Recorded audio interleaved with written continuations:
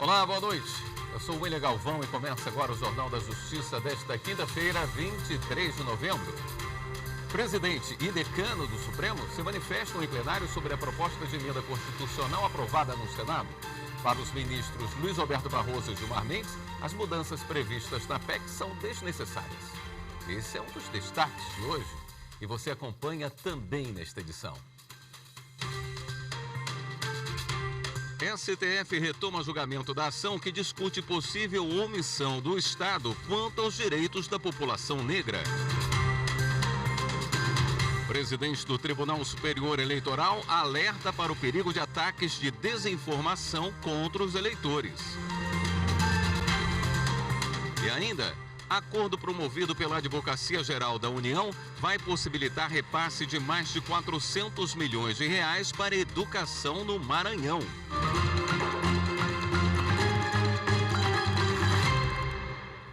Nesta quinta-feira, o Supremo Tribunal Federal se manifestou sobre a proposta de emenda à Constituição aprovada pelo Senado, que limita decisões individuais do STF e de outros tribunais superiores. O presidente da Corte, ministro Luiz Roberto Barroso, disse que o STF não vê razão para mudanças em seu funcionamento.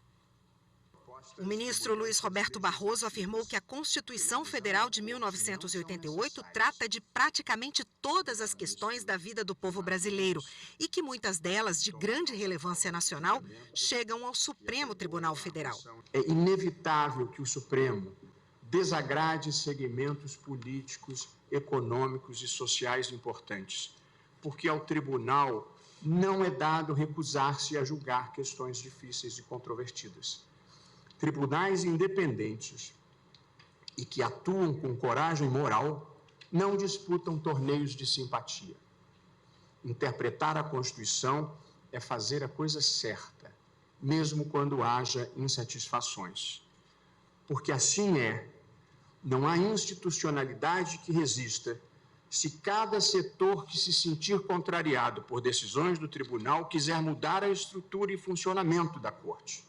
Não se sacrificam instituições no altar das conveniências políticas. O ministro destacou que o Senado Federal merece toda a consideração do Supremo, mas que a vida democrática é feita do debate público constante e do diálogo institucional. Nesse espírito de diálogo institucional, o Supremo Tribunal Federal não vê razão para mudanças constitucionais que visem a alterar as regras do seu funcionamento.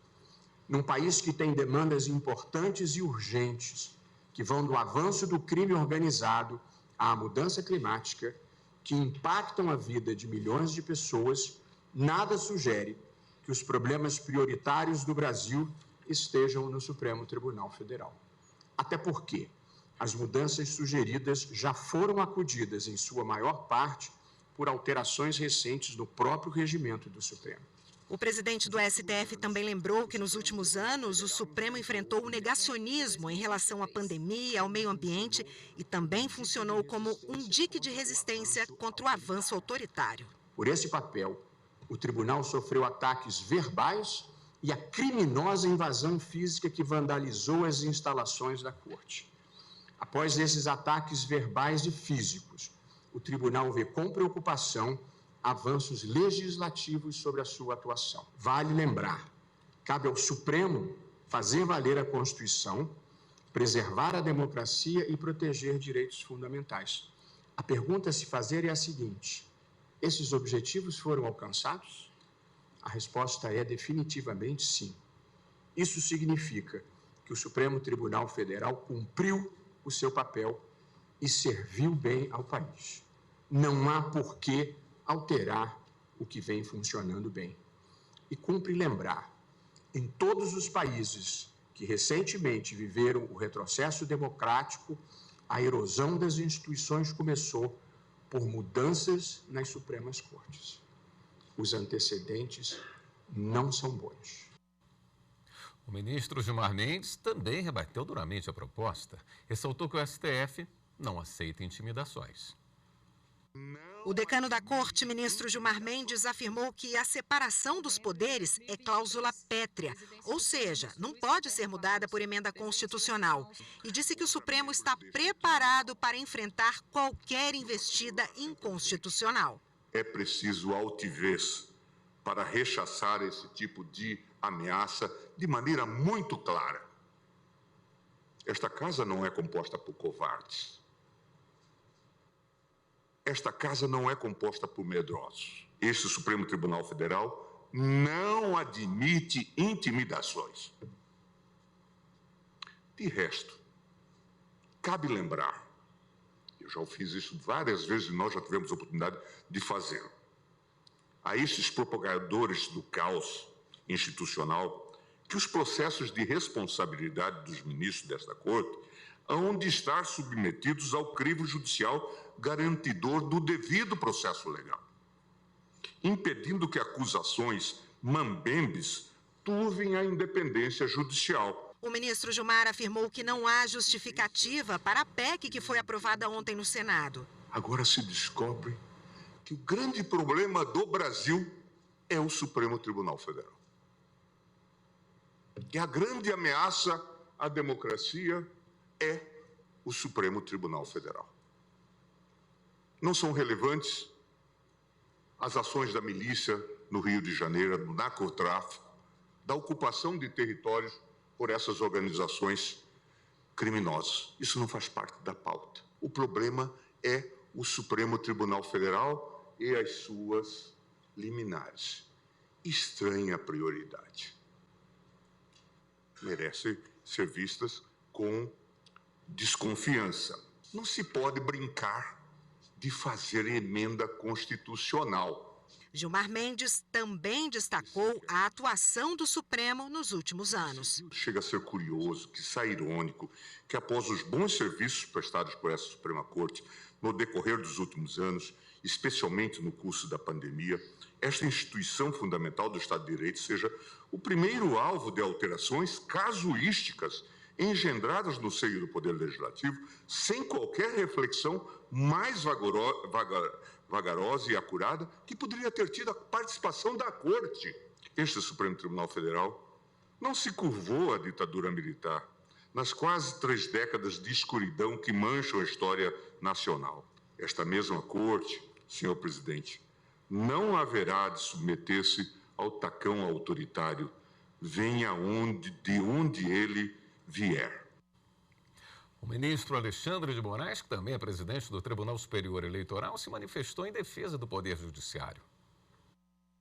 A discussão de ideias, o aprimoramento das instituições são importantes instrumentos da democracia, mas não, isso foi ressaltado tanto por Vossa Excelência quanto pelo ministro Gilmar, mas não quando escondem insinuações, intimidações e ataques à independência do Poder Judiciário, e principalmente à independência desse Supremo Tribunal Federal. A Constituição garantiu a independência do Poder Judiciário, proibindo qualquer alteração constitucional que desrespeite essa independência e desrespeite a separação de poderes.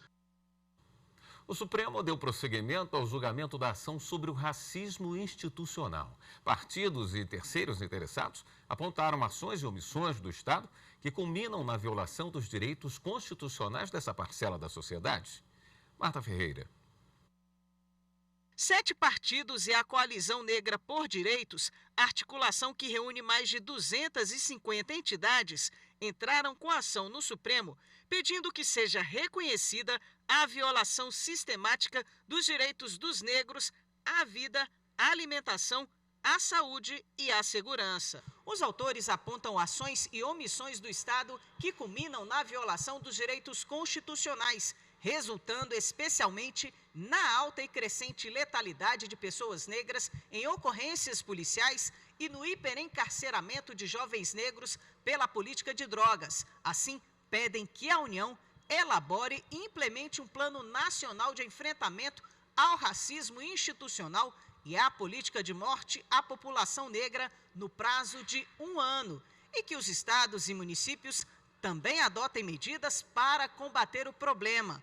O relator da ação é o ministro Luiz Fux. Nesta tarde, o julgamento foi retomado com a continuação da apresentação dos argumentos de representantes das partes do processo e amigos da corte. Foram demonstrados aqui que na sociedade brasileira, que o Estado brasileiro se engendrou e se estruturou de forma a sistematicamente fomentar e ampliar a exclusão das pessoas negras, de modo que não há que se falar na indicação de ato específico para demonstrar aqui os preceitos lesados.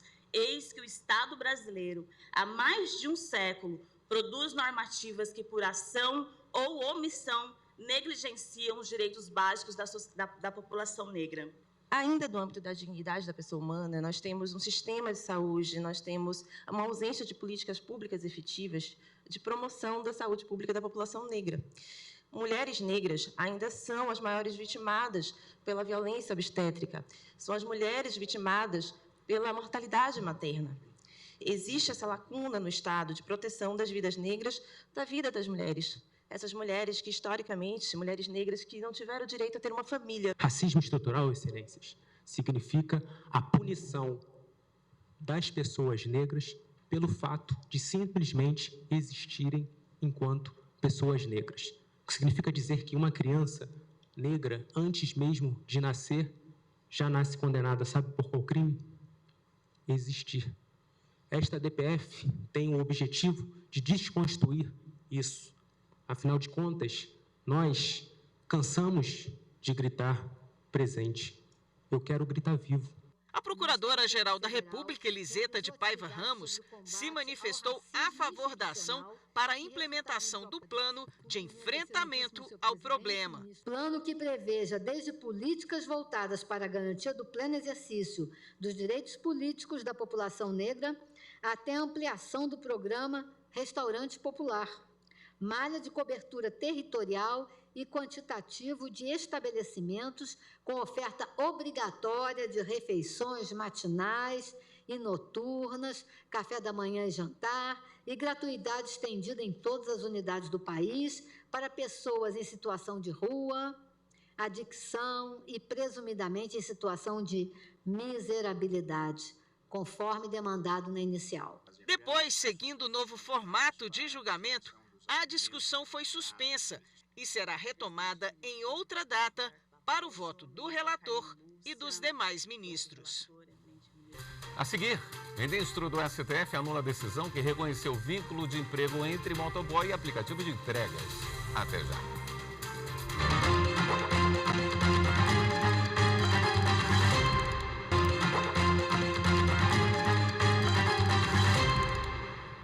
O ministro do Supremo, Cristiano Zanin, anulou uma decisão do Tribunal Superior do Trabalho que reconhecia vínculo de emprego entre um motoboy e uma empresa de entregas. Repórter Renato Rosa. A RAP justificou que o simples fato de intermediar o serviço oferecido pelos entregadores aos usuários do aplicativo não configura vínculo de emprego entre as partes.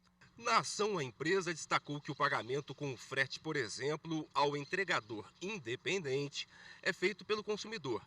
Explicou que não retém qualquer quantia referente ao encargo ou gorjeta. Por isso, o trabalho não deve seguir critérios da CLT, a consolidação das leis do trabalho. A RAP acionou o Supremo contra a decisão do Tribunal Superior do Trabalho, de setembro deste ano, que reconheceu o vínculo trabalhista entre a empresa de delivery e o entregador. A relatora do caso citou que outros países, como Austrália, Bélgica, Uruguai, Alemanha e Chile, seguem esses critérios. Ao analisar o pedido de liminar da empresa, o ministro Cristiano Zanin julgou procedente a reclamação. Segundo ele, ao reconhecer o vínculo de emprego, a Justiça do Trabalho desconsiderou os aspectos jurídicos relacionados à questão, em especial os precedentes do Supremo Tribunal Federal, que consagram a liberdade econômica e de organização das atividades produtivas. Com esse entendimento, o ministro cassou a decisão do TST e afastou o vínculo de emprego. O presidente do STF participou da terceira edição da Semana Vitor Nunes Leal. O ministro Luiz Roberto Barroso destacou o trabalho do Supremo em defesa de garantias fundamentais no país. A reportagem é de Bruno Silveira. O presidente do STF, ministro Luiz Roberto Barroso, participou da terceira semana Vitor Nunes Leal, realizada no Supremo. Nesta edição, o tema foi a atuação do ministro Sepúlveda Pertence na elaboração e interpretação da Constituição de 1988. Barroso relembrou a trajetória de Pertence no STF e destacou os avanços na Suprema Corte, tanto com o trabalho constituinte para a nova Constituição Federal, quanto as evoluções de direitos fundamentais defendidos pelo Supremo Tribunal Federal. E a Constituição brasileira, nos seus primeiros anos, não teve uma interpretação muito inovadora, um pouco mais do mesmo num primeiro momento. Mesmo as novas potencialidades do mandado de injunção e da própria ação direta, criou-se a ideia da pertinência temática, que parou-se a mandado de injunção a ação direta de inconstitucionalidade por omissão. Eu sei que nós começamos devagar sob a Constituição de 1988, mas aos poucos, eu diria, esse sopro de um novo constitucionalismo que vem após a redemocratização começa a prevalecer no Brasil. E, como eu falei, acho que a verdadeira mudança emblemática na atuação do Supremo se dá a partir de 2003. E aí o Supremo julga questões como anencefalia, questões como casamento de pessoas do mesmo sexo, pesquisas com células-tronco embrionárias, fim do nepotismo, que foi uma nova era de um Supremo mais proativo. Participaram do evento ministros aposentados dos tribunais superiores, representantes de autarquias federais, professores, juristas e advogados. Na sessão plenária desta quinta-feira, o Tribunal Superior Eleitoral negou habeas corpus ao ex-governador do Rio de Janeiro, Antony Garotinho, condenado por integrar a organização criminosa que cometeu corrupção eleitoral nas eleições de 2016 no município de Campos dos Goytacazes. O crime se deu pela distribuição de cheque cidadão como programa de assistência social da Prefeitura durante a campanha. O relator, ministro André Ramos Tavares, não identificou fato novo que pudesse alterar decisões anteriores de manter as condenações impostas a Garotinho. A Corte de Origem esclareceu que o magistrado apontado no inicial como inimigo capital do paciente não participou dos atos de instrução processual nem proferiu a sentença condenatória. Quanto às declarações do magistrado, que foram inclusive já repetidas aqui imparcialmente, e que foram reveladas num áudio, são uma opinião pessoal sem nenhuma relação com o julgamento da ação penal que se pretende anular. O TSE sediou um seminário sobre os desafios do enfrentamento à desinformação nas eleições. Repórter Rimac Souto.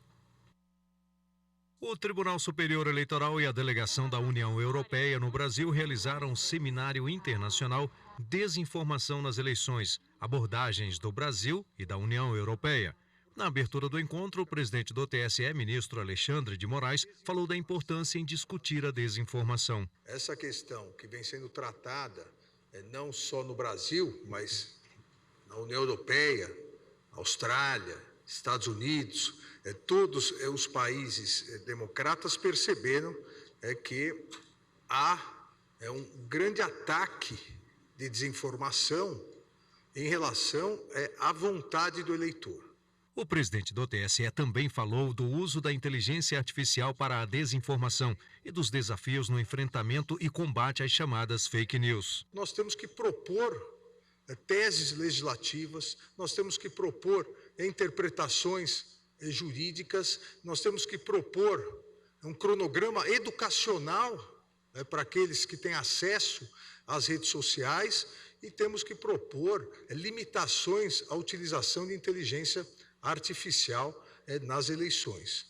A embaixadora da Delegação da União Europeia no Brasil, Marian Shograf, diz que o impacto da desinformação vai além das questões políticas. Com frequência se mostra um risco para a democracia e para os esforços democráticos ao redor do mundo, assim como para nossa segurança coletiva. No encontro também foram apresentadas as conclusões e recomendações dos estudos realizados dentro do projeto Diálogos União Europeia-Brasil. O objetivo é promover a troca de experiências no enfrentamento à desinformação adquiridas nos recentes processos eleitorais. Acordo promovido pela AGU vai possibilitar repasse milionário para a educação no Maranhão. Assunto para o próximo bloco.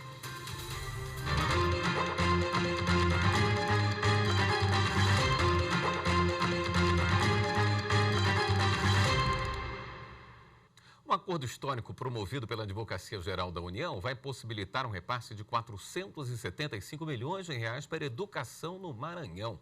Repórter Wesley Macarista explica o caso para a gente.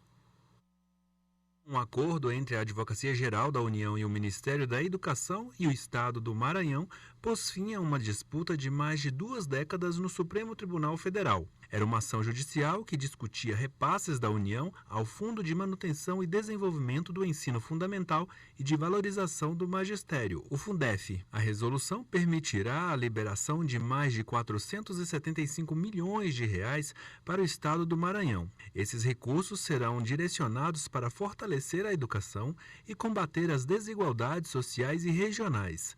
Importante ressaltar que, segundo os termos do acordo, pelo menos 60% desse montante serão destinados aos professores, incluindo aposentados e pensionistas, na forma de abono. A nossa palavra de ordem é cooperação, conciliação e entendimento. E nós podemos, em conjunto com a advocacia pública, construir grandes coisas, grandes entendimentos em benefício do povo, em benefício da sociedade. Porque uma disputa dessa é uma disputa que atrapalha a vida do povo, que está precisando da educação. Essa iniciativa aqui, para mim, ela é muito significativa, porque, como eu te disse, ela trabalha um novo conceito de relação federativa. E parabenizar o esforço que a AGU tem feito de resolver todos esses impasses, de anos em relação ao Fundef, antigo Fundef, e que mais uma vez vai permitir, repito, que o Estado possa ter mais recursos para investir no que é essencial, que eu considero prioritário para qualquer nação, que é investir na educação e dar oportunidade às nossas crianças e jovens desse país. Porque o Maranhão tem pressa. Já esperamos 20 anos, então não tem como esperar mais. Esse dinheiro, se a gente fosse judicializar, eu não sei quanto tempo passaria. De forma que, com essas recuperação dessas obras inacabadas, nós vamos ter aí creches, escolas e quadras cobertas para oferecer aos municípios melhores condições de educação. O acordo segue uma série de entendimentos similares com outros estados, como Rio Grande do Norte e Ceará. Propostas estão sendo oferecidas a mais 7 estados que entraram com ações contra a União. Os valores discutidos remontam aos anos de 1998 a 2007, período em que o Fundef foi substituído pelo Fundeb. O STF, em 2017, condenou a União a complementar a verba repassada ao Fundef e, desde então, a questão estava em discussão judicial. Agora a gente fala sobre uma decisão da 4ª turma do STJ envolvendo a intimação de devedores. Quem explica é o repórter Rafael Porfírio. O colegiado considerou que, se uma pessoa jurídica é a devedora e se nega a receber a intimação para quitar a dívida no endereço comercial, informando falsamente ao correio que teria se mudado, não há impedimento a que o cartório de registro de imóveis a intime por edital. No caso analisado, o cartório expediu 5 cartas com aviso de recebimento para o endereço indicado no contrato de alienação fiduciária, todas devolvidas com a informação de que as 2 empresas devedoras teriam se mudado. Posteriormente, houve tentativa de intimação dos sócios, também sem sucesso. O cartório, então, fez intimação por edital. Pela via judicial, as devedoras buscaram anulação do leilão, mas o pedido foi julgado improcedente em primeira e segunda instâncias. No STJ, a 4ª turma negou o provimento ao recurso especial das empresas. A relatora, ministra Isabel Galotti, ressaltou que a legislação autoriza que, após sucessivas tentativas fracassadas de intimação pessoal, haja a intimação por edital, caso o devedor fiduciante esteja em local ignorado, incerto ou inacessível. Em relação à necessidade de intimação do devedor acerca da data do leilão, a ministra apontou que esse requisito só passou a existir com a entrada em vigor da Lei 13.465 de 2017. No caso dos autos, a relatora concluiu que, como a execução extrajudicial é anterior à data de entrada em vigor da lei, a falta de intimação dos devedores sobre a realização do leilão não gerou nulidade. Esta edição do Jornal da Justiça fica por aqui. Uma boa noite para você. Até amanhã.